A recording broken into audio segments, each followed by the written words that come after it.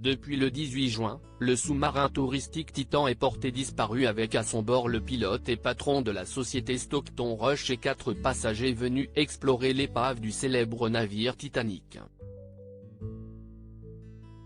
Alors que les opérations de recherche se poursuivent, le monde entier retient son souffle y compris le roi Charles III.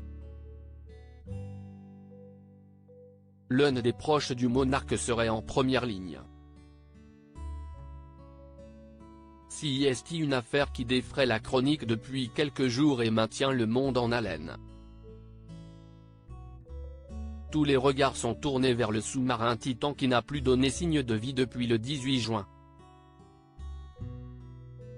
À son bord, le pilote de la société Stockton Rush aux commandes de l'engin, l'ancien plongeur et ex-officier de marine français Paul-Henri Narjolet, le businessman Amish Harding, et Shahzada Dawood, accompagné de son fils Sulman, 19 ans, un milliardaire pakistanais proche du roi Charles III. Tous avaient signé pour une exploration hors du commun aux abords de l'épave du mythique paquebot Titanic pour la modique somme de 250 000 $. Mais cette excursion hors du commun pourrait bien virer au drame. En effet, les jours des passagers du Titan Sondor sont déjà comptés et une véritable course contre la montre est engagée pour tenter de remonter à la surface le sous-marin disparu avant que ces explorateurs de l'extrême ne manquent d'oxygène. Si la disparition du sous-marin remue le monde entier, elle a donc également secoué la famille royale. Shahzada Dawood, philanthrope et proche du monarque britannique, soutient financièrement depuis de nombreuses années les fondations caritatives, British Asian Trust, une ONG qui lutte contre la pauvreté et les inégalités en Asie du Sud et Prince Trust International, une association qui soutient les jeunes en difficulté, fondée par le monarque en 1976 et 2007.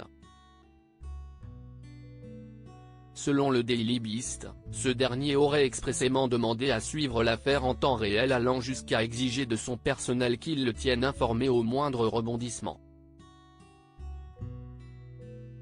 Des recherches de plus en plus délicates, une aiguille dans une botte de foin. Telle est l'expression qui définit le mieux cette mission sauvetage particulièrement complexe qui s'étend sur 20 000 km² et 4 000 mètres de profondeur. Toute une équipe d'élite passe actuellement cette zone au crible pour remplir un impératif, retrouver le petit submersible avant jeudi après-midi. Avions chasseurs de sous-marins, robots téléguidés, sonars. Une armada de moyens spécialisés dans les opérations en eau profonde arrive progressivement dans la zone de l'Atlantique Nord où est recherché le submersible parti explorer l'épave du Titanic porté disparu.